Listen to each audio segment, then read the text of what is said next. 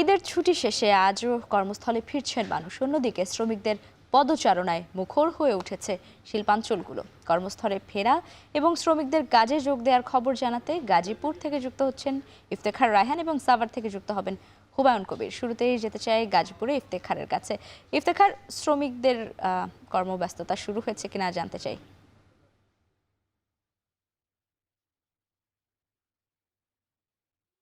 লাইবা ঈদ উল ফিতরের ছুটি কাটিয়ে আবারও কর্মচাঞ্চল্যে ফিরেছে সে দেশের বৃহৎ শিল্পাঞ্চল গাজীপুর, এবং আমরা সকাল থেকে দেখতে পেয়েছি যে শ্রমিকরা দলে দলে তাদের নিজ নিজ কর্মস্থলে তারা যোগ দিয়েছেন, এবং যে সুই সুতোর কারিগরদের যে পদচারণায়, সেই পদচারণায় কিন্তু মুখর হয়ে উঠছে পুরো শিল্পাঞ্চল।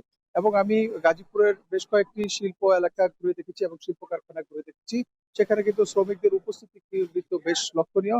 এবং আমরা শিল্প পুলিশের, গাজীপুরের যিনি শিল্প পুলিশের পুলিশ সুপার রয়েছেন আমজাদ হোসেন, তার সাথে আমরা কথা বলেছি। তিনি আমাদেরকে যেটি জানিয়েছেন যে গাজীপুরের নিবন্ধিত শিল্প কলকারখানার সংখ্যা হচ্ছে 2834টি। তবে নিবন্ধিত এবং অনিবন্ধিত সবকিছু মিলিয়ে প্রায় 5000 ছোট বড় শিল্প কলকারখানা রয়েছে, এবং গতকাল পর্যন্ত 30% কলকারখানা খুলেছিল, এবং আজকে বাকি 70% সহ মোট যে শতভাগ শিল্প কারখানা কিন্তু আজকে খুলেছে। এবং সকাল থেকে শিল্প এলাকাগুলোতে আইন শৃঙ্খলা বাহিনী কিন্তু নজরদারি রয়েছে। কোথাও এখন পর্যন্ত কোনো ধরনের অপ্রীতিকর ঘটনা ঘটেনি। এবং যারা এখানে, যারা শ্রমিকরা যারা কাজে যোগ দিয়েছেন, তাদের সাথে আমরা কথা বলেছিলাম। তারা বলছে যে তারা যেহেতু ধাপে ধাপে ছুটি হয়েছিল, এবং তারা ধাপে ধাপে তাদের নিজ নিজ বাড়িতে গিয়ে তারা ঈদের আনন্দ ভাগাভাগি শেষে তারা আবার ধাপে ধাপে তাদের কর্মস্থলে ফিরে এসেছে, যে কারণে কোনো ধরনের ঝামেলা তৈরি হয়নি, এবং তারা নিরাপদে তাদের কর্মস্থলে ফিরে এসেছেন। এবং এই যেহেতু শিল্পাঞ্চলে এখন যে কর্মব্যস্ততা শুরু হয়েছে এবং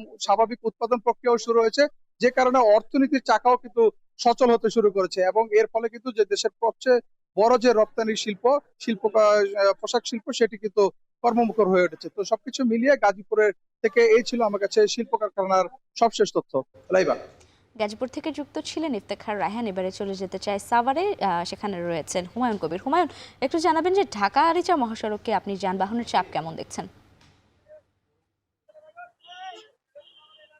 লাইবা, ইতিমধ্যে নারীর টান ছেড়ে কিন্তু নগরে ফিরতে শুরু করেছে কর্মজীবী মানুষ। বেশিরভাগ মানুষই কিন্তু শিল্পাঞ্চল সাভার আশুলিয়া সহ রাজধানীতে অলরেডি ঢুকে পড়েছেন। তবে আজকেও কিন্তু আমরা দেখেছি যে রাজধানীতে মানুষ ঢুকছে। তবে আহ শুরুর দিকে যে পরিমাণে গাড়ির চাপ ছিল, যাত্রীর চাপ ছিল, সেই রকম চাপ কিন্তু আসলে পরিলক্ষিত হয়নি। আমি এই মুহূর্তে ঢাকা আরিচা মহাসড়কের সিএনবি বাস স্ট্যান্ড এলাকায় রয়েছি। এখানে আসলে যদি দেখায়, মহাসড়কে আসলে তেমন কোনো গাড়ির চাপ না থাকলেও আঞ্চলিক সড়কগুলিতে